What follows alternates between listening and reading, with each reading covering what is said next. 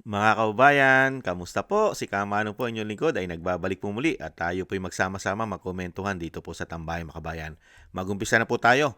Komentuhan po natin ang bago pong presidente ng PDP Laban.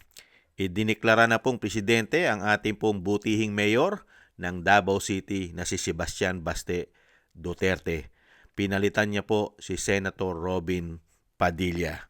At ito po ay pinahayag din po ni Senator Robin Padilla. At syempre po meron po siyang talumpati, mga kababayan. Bago po natin pakinggan ang talumpati po ni Mayor Baste, ang bagong presidente ng PDP Laban, ito muna po ang pahayag ni Senator Robin Padilla para po kay Mayor Baste. Ayon po kay Senator Padilla, Allahu Akbar, opisyal nang itinalaga ang mayor ng Davao City bilang pangulo ng PDP Laban, kapatid ng Vice President at anak ng dating Pangulong Rodrigo Roa Duterte. Mabuhay ka, Ginoong Sebastian Baste Duterte. Senator Robin Padilla. Mga kababayan, Allahu Akbar. Mga kababayan. At syempre po, painggan po natin ang pahayag po ng ating butihing mayor, mga kababayan. Ito po, umpisa na po natin.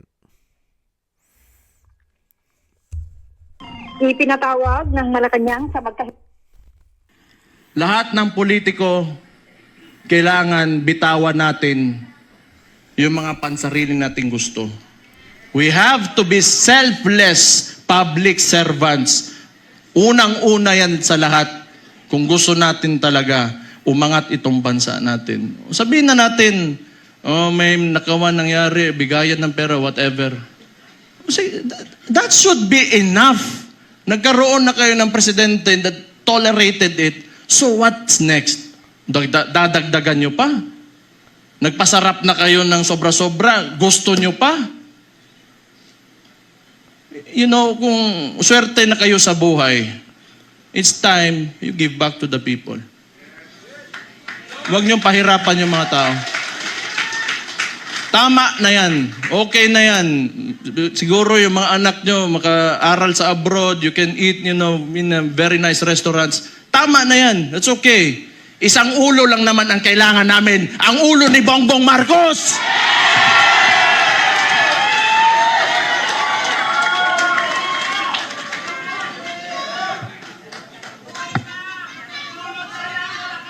Kaya,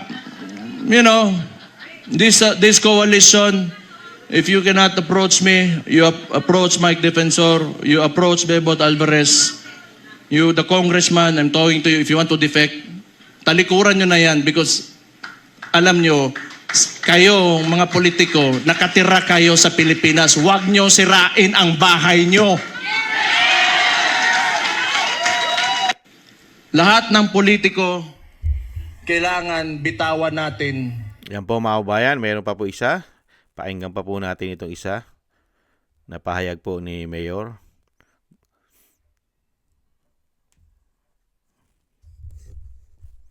I just want to mention yung binanggit yung idol ko rin si Robin Hood Padilla kanina na totoo naman yung mga oligarko na yan.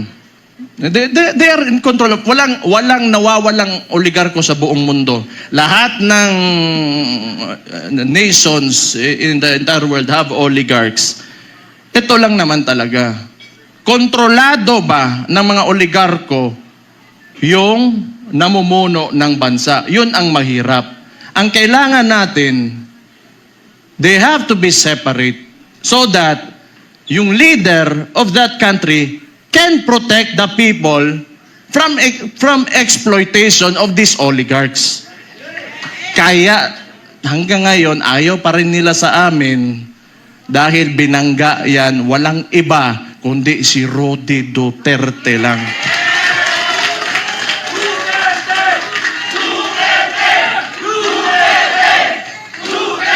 So siguro naman yan, nag-declare na yung kapatid ko and we're going into the 2028 elections.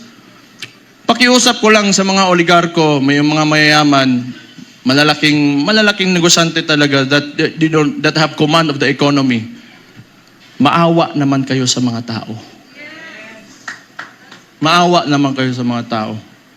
Give this country a chance na sumarap din ang buhay ng yung mga naglalakad lang sa daan na walang mga sasakyan. Yung sinabi ko kanina, it really breaks my heart. Yung living conditions ng tao ngayon. Kaya naman tayo nandito. Alam ko, mahal nyo yung tatay ko dahil alam nyo na talagang minahal at mahal niya yung bansang Pilipinas.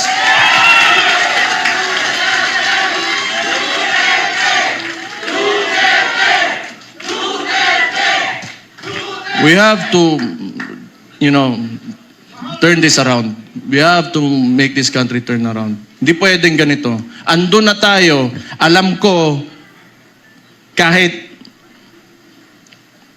yung tatay ko nasa Netherlands, binigay sa mga dayuhan. Alam ko nandito pa rin kayo kasi naniniwala kayo, pinakita ni Rodi Duterte na kaya pala natin angatin natin ang ating bansa. You know what? Kayo lahat mga Pilipino, do not settle for this. You deserve better. I just want to mention yung binanggit ni yung idol. Yan, totoo po yan mga tambay. Lahat po ng pinahayag po ng ating butihing mayor na anak po ng ating dating Pangulong Duterte ay totoo po mga kababayan. Lalong-lalo po sa pagbangga sa mga oligarko. Mga kababayan, tanging si dating Pangulong Duterte lang ang bumangga sa mga higanting oligarkiya. Kaya nga po nakontrol ni dating Pangulong Duterte, lalong-lalo po pag sitwasyon ng crisis o krisis. Kontrolado niya.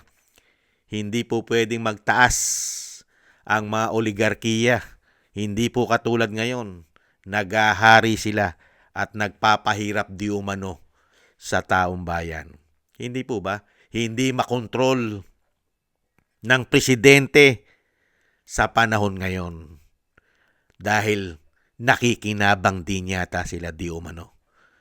At grabe pong pahirap ang dinanas natin.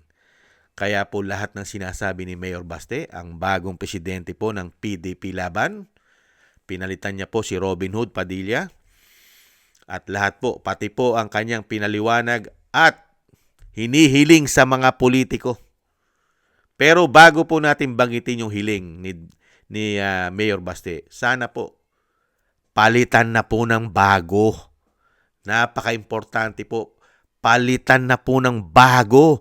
Lalong-lalo yung matatanda na at yung lahat ng nakita natin magmula ng 19 Congress hanggang 20 Congress na nagpahirap, nagpasasa, nagpayaman sa ating bansa, lalong-lalo sa pera ng bayan. Palitan na! Hindi po ba? Lalong-lalo parusahan. Bago palitan, parusahan! Kaya nga ang hiling ni Mayor Baste, tanging nagpahirap. Isa lang ang nagpahirap sa ating bansa dahil nagkaroon tayo ng presidente na kayang-kaya nilang lahat, pati mga oligarkiya di umano. Kaya nga hinihiling yung ulo na tinatawag na bangag at bongit ng kanyang ate. Hindi po ba? Kaya palitan na. Naranasan natin, nakita naman natin kung anong klaseng paglilingkod magmula ng 19 Congress hanggang 20 Congress ang mga senador. Kita natin kung sino mga senador ang nagpapahirap sa ating bansa. Lalo-lalo na ang isang damukal na mga congressman, party list kasama, nagpapahirap sa ating bansa. Huwag din natin kalimutan ang mga party list ng makakaliwa. Grabe rin ang pahirap niyan sa ating bansa. Palitan na silang lahat. Hindi po ba? At yung matitino, pwede pong maglingkod, panatiliin ang matitino. Nakita naman natin sa Kongreso, yung mga matitino pa na hindi pumirma sa impeachment ng Vice President. Hindi sila nasilaw sa pera. Hindi po ba? Dahil tama yung sinasabi ni Mayor Basti Iisa lang ang bayan natin. Iisa lang. Paglingkuran naman natin. Naranasan na ng mga politiko, naranasan na ninyo ang saganang buhay. Maayos na kayo. Pero wag tayong pumayag na hindi mapanagot ang mga nagnakaw. Panagutin yan. Dahil yan din naman ang sinasabi ni Vice President Sara Duterte na hindi pwedeng walang managot sa ginawang korupsyon, pandarambong, pamumulitika, bendalo, breakdalo, lahat na po ng klaseng ginawa nila ay dapat pong may managot. Hindi po ba? Kaya tayo po ay nakikiisa mga tambay sa mga layunin at adhikain ng pamilya Duterte para po sa pagbabago.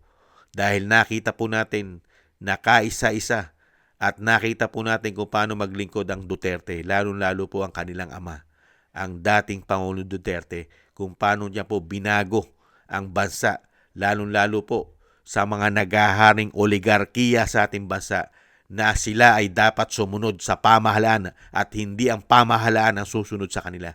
Nangyari po yan sa panahon ni dating Pangulong Duterte at napakarami niya pong nagawa. Ubod ng dami sa loob lang na 6 na taon. Napakarami niya nagawa. Hindi po katulad ngayon. Ang marami nagawa ay pagnanakaw at pamumulitika. Hindi po ba? At isang damukal na puro kasinungalingan. Hindi po ba? Kaya po, tayo po'y nakikisa dahil talagang grabe po ang ginawa nila sa ating bansa. At yung dating Pangulo na nagbigay at nagpakita na kayang-kaya po ng ating bansa na bumangon sa sarili nating paa, sarili nating pagsisikap kasama ang ating mga kababayang OFW. Kaya natin bumangon. Hindi natin kailangan sila, lalong-lalo ang mga magnanakaw. Hindi po ba? Pero nakaya natin tumayo sarili nating paa. Pero ang ginawa nilang kapalit, kabayaran, at sinasabing dapat bigyan ng karangalan, papuri, respetuhin sa napakagandang ginawa. Kinidnap pa nila ang dating Pangulong Duterte at ipinatapon sa Netherlands, sa Dahig. Hindi po ba? Kaya wag na po tayong pumayag, mga kababayan, na itong mga tao na ito ay hindi natin magugustuhan at wag na po natin na sila ay mag-continue o i-continue pa nila ang kanilang ginagawang kasamaan sa ating bansa. Wag po tayong pumayag, mga kababayan. Mabuhay po ang pamilya Duterte at sana po'y lagi po kayo maingatan sa kapahamakan. At syempre mabuhay ka po, bagong presidente ng PDP Laban na si Mayor Baste. Mabuhay po. At thank you po sa inyong lahat. At maraming salamat po mga kababayan at tuloy-tuloy po tayong sumuporta para sa pagbabago at muling pagbangon ng ating bansa, mga kababayan. At thank you rin po sa gusto po natin tambayang mga kababayan sa YouTube at TikTok. At ganoon din po sa ating mga subscribers at patuloy nagsusubscribe. At ganoon din po sa mga nagko-comment, like, share, and subscribe. Mabuhay po kayo. Shoutout po sa inyo lahat. At maraming salamat din po sa mga nagbibigay po ng tulong at biyaya. Shoutout po kay Eric Hershaw ng Canada, Kingston ng Hong Kong, Jake Yahut ng California, USA, Gina Ray ng Berlin, Germany, Julieta Silona ng Sydney, Australia, Baby Roman, Ate Isa na Cagayan, si Jem Aris na United Arab Emirates, Annie Jo, ako si Pilam, Gayat Shena, Tatay Nick ng Canada, Balance Vision TV, Jesus Valdepena at Mila Yi. Thank you po sa inyo. Shoutout po sa inyo lahat. At ingat po kayo lalo po sa inyo po mga paggawa. At God bless po sa inyong lahat mga kababayan. Muli po, taste po muna tayo. Bye-bye.